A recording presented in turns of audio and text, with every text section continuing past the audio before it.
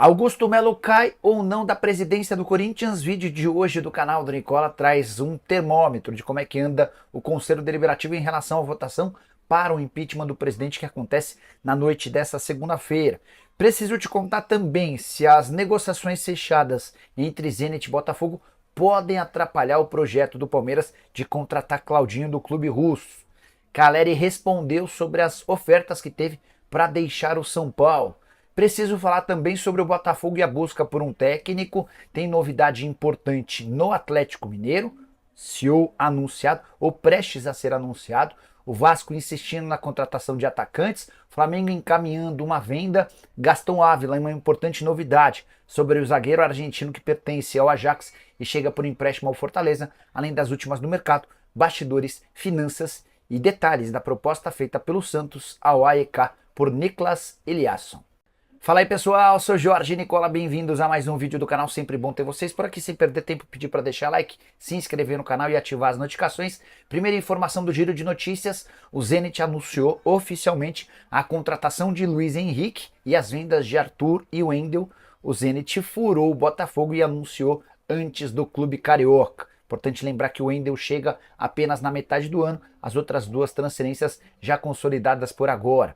O Grêmio sacramentou a venda de Marquezin para o Boca Juniors. O anúncio deve acontecer a qualquer momento, numa operação que gira na casa dos 2 milhões de dólares. A tendência é que Matheus Magalhães, goleiro do Braga, seja o substituto do argentino. Entre Grêmio e Matheus está tudo acertado, falta que o Grêmio se acerte com o Braga, que é dono dos direitos econômicos do atleta. Já Cuejar foi apresentado como novo reforço do tricolor gaúcho nessa segunda-feira e disse saber com exatidão o tamanho e a grandeza do Grêmio. Eduardo Vargas, ex-Atlético Mineiro, é novo reforço ou está bem perto de virar reforço do Vitória. Ainda não está tudo sacramentado, mas as negociações deram uma andada e o Vitória pretende anunciar a chegada do ex-atacante do Atlético nos próximos dias. Para completar o giro de notícias, o Atlanta United está muito perto de fechar a compra de Miguel Almirón, atacante paraguaio do Newcastle, operação de 10 milhões de libras, Almirón que esteve nos planos do Galo e também do Botafogo. Hora de falar sobre o Vasco da Gama, que insiste na busca por atacante de lado de campo. Mesmo com enorme dificuldade financeira, o Vasco não descartou as tratativas com Brian Rodrigues, que pertence ao América do México, e também de Wanderson, jogador do Internacional. Na primeira rodada de conversas, a coisa esbarrou em relação ao Brian Rodrigues no América. A proposta de 4 milhões de dólares foi recusada. O Vasco pretende enviar nas próximas horas uma oferta melhor para o uruguaio, que foi titular e deu assistência no último jogo do América no Campeonato Nacional. Já Wanderson teve o aval do Internacional para ser negociado, mas as tratativas com o Vasco esbarraram na pedida salarial. Wanderson quer pelo menos R$1 milhão por mês para se mudar para o Cruz Maltino, algo que o Vasco não tem pago. Saideira em relação ao Vasco, Emerson Rodrigues está rescindindo seu contrato com o Cruz Maltino para jogar no Ludogorets da Bulgária. Descobri as cifras que o Santos ofereceu para tentar a contratação de Niklas Eliasson. Esse é um meio atacante sueco, filho de uma brasileira, 29 anos de idade, que pertence ao AEK da Grécia, por lá tem feito enorme sucesso. A oferta santista, recebia a informação oficial, a proposta é de compra de 50% dos direitos econômicos por 3 milhões de euros. E o Santos ainda escala ou coloca uma cláusula de obrigação de compra de mais 40% dos direitos por outros 2 milhões e meio de euros se conseguir escapar do rebaixamento para a Série B nessa temporada. Então, se o Santos se mantiver na primeira divisão, o Peixe é obrigado a adquirir mais 40% por outros 2 milhões e meio de euros. Nicola, e se o Santos cair? Aí o Peixe prevê a compra de mais 40% por esse valor de 2 milhões e meio de euros quando o time voltar à primeira divisão do futebol nacional. A verdade é que o AEK ainda não se posicionou. O Grêmio é outro interessado nesse jogador que faz uma temporada só razoável, 11 jogos, 1 gol e 1 assistência, mas havia jogado muito bem no Campeonato Grego do ano passado ou da temporada passada com 47 partidas, 8 gols e 14 assistências. Só para completar o noticiário santista, Santos ainda não conseguiu avançar na busca por um volante. Thiago Maia, do Internacional, William Arão, do Panathinaikos e André Horta, do Braga, são as alternativas do momento. Preciso contar um bastidor importante sobre Gastão Ávila. Esse zagueiro é um argentino de 23 anos de idade, que surge no Rosário Central, passa pelo Boca Juniors e depois é adquirido, após passagem pelo futebol belga, pelo Ajax. Operação de 12 milhões de euros, na temporada de 2023. Pois bem, Gaston Ávila é novo reforço do Fortaleza, empréstimo até o fim da temporada. Essa não é novidade. O que eu quero contar agora que é exclusivo. Antes de fechar ou de ser anunciado pelo Fortaleza, mas depois de dar o ok para a proposta do Lion de empréstimo por uma temporada, o Gaston Ávila e seu representante foram procurados por um clube grande da Série A do futebol brasileiro. E a ideia desse rival era pagar o dobro do salário a que ele vai ter direito vestindo a camisa do Fortaleza. O Gaston Ávila agradeceu o convite, mas disse que a palavra dele é uma só. Ele havia se acertado com os dirigentes do Fortaleza e em momento algum voltaria atrás. Ele nem pediu, nem solicitou absolutamente nada do Fortaleza. Uma melhora de contrato vai fazer valer aquilo que já estava combinado. Posição ou postura que foi muito elogiada pelos dirigentes do Fortaleza. Zagueiro que chega na teoria para formar dupla de zaga com o Davi Luiz, outro reforço já acertado pelo Lion. Só para arrematar em relação a esse jogador, Rosário Central, Boca Juniors, Royal Antwerp, além do Ajax. Tô tentando descobrir qual é esse clube brasileiro que fez proposta com o dobro do salário para tentar atravessar o Fortaleza. Hora de falar sobre o Flamengo que encaminhou uma venda. O atacante Lohan, de só 18 anos de idade, deve mesmo se mudar para o CSKA da Rússia. Última oferta do CSKA de 8 milhões de euros por 80% dos direitos econômicos. Esse valor equivale a mais ou menos 50 milhões de reais. O Flamengo vinha pedindo esses 8 milhões de euros por 70% dos direitos econômicos. Vale a lembrança de que o Fla é dono de 70%, outros 30% pertencem ao Madureira. O Lohan já aceitou a oferta do CSKA e torce para que o Flamengo se acerte o mais rápido possível para que a transferência seja concretizada.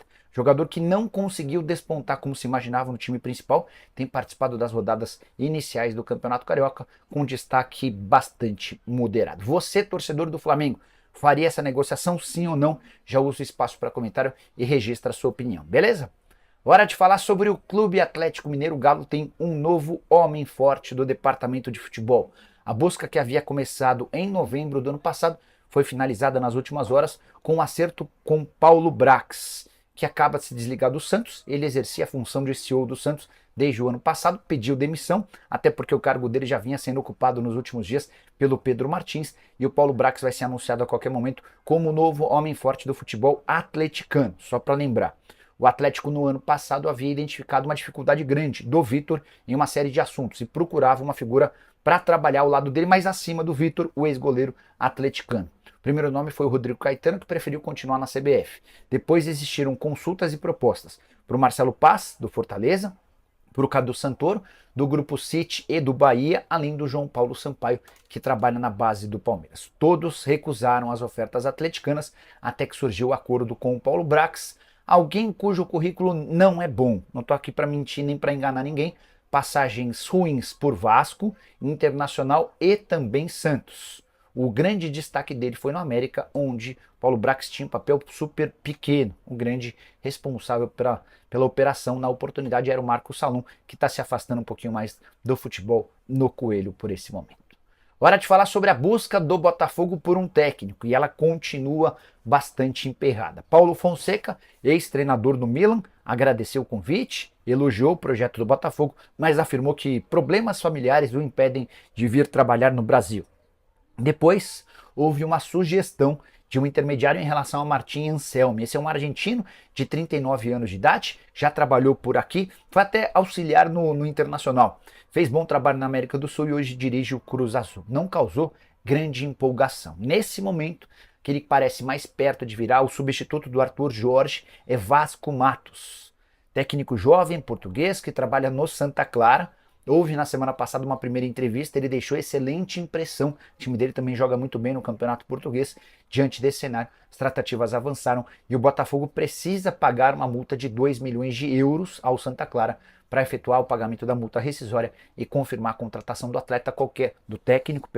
Qualquer novidade eu prometo voltar para contar para vocês, quem sabe ainda durante o programa do Nicola. Combinado? Hora de falar sobre o Corinthians e a reunião que acontece daqui a pouquinho no Parque São Jorge, super importante para votar o impeachment ou não do presidente Augusto Melo. Conversei antes de gravar esse vídeo com 10 conselheiros diferentes, 5 do grupo da situação e 5 da oposição, para tentar pegar uma temperatura, um termômetro de como é que está funcionando essa votação.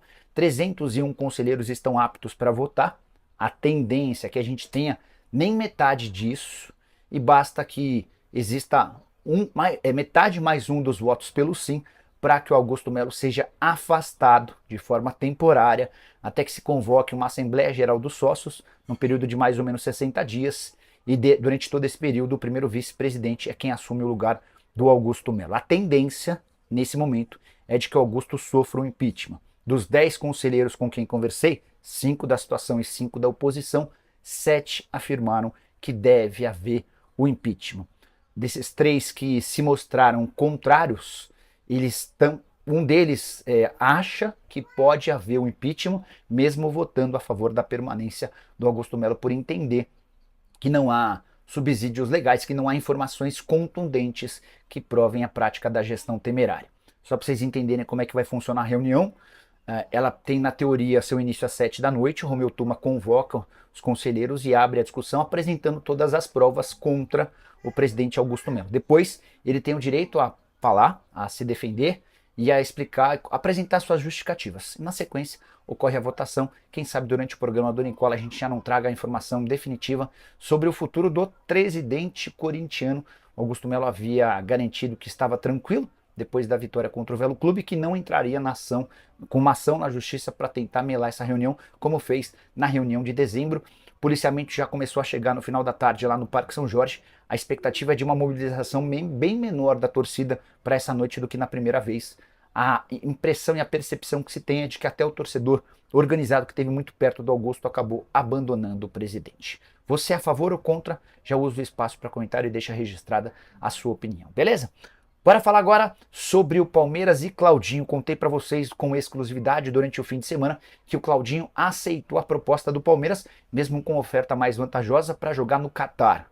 Agora falta um acordo entre o Palmeiras e o Zenit e nunca é fácil negociar com o clube russo. O Palmeiras está preocupado com os últimos movimentos feitos no futebol do clube de lá. Só para lembrar, contei no começo do vídeo, que o Zenit fechou a compra do Luiz Henrique numa operação de 35 milhões de euros fixos, mais 5 milhões de euros em bônus, além de 20% do valor de uma venda futura. Na negociação em paralelo, ele acabou acertando a venda imediata do Arthur e para o meio do ano do Wendel. A preocupação que se tem no Palmeiras é de que o Zenit não aceite uma grande mudança. Em meio ao campeonato russo, o time é líder, mas com dificuldade, com adversários muito próximos lá no campeonato russo e a 11 rodadas do fim. Até por isso o Wendel fica até o fim da temporada europeia, deve se apresentar para o Botafogo pouco antes do Super Mundial de Clubes. E essa é uma das alternativas para que o negócio entre Palmeiras e Zenit aconteça, de que o Claudinho tenha de disputar a reta final do campeonato russo antes de ser negociado. Entre os clubes está tudo, entre o Palmeiras e o Claudinho está tudo certo, falta um acordo entre os clubes. Só para completar o noticiário do Palmeiras, Vitor Reis assinou o contrato com o Manchester City, deve ser anunciado a qualquer momento. O zagueiro de 19 anos de idade passou pelos exames médicos e vai garantir ao Verdão 35 milhões de euros fixos, mais 5 milhões de euros em bônus.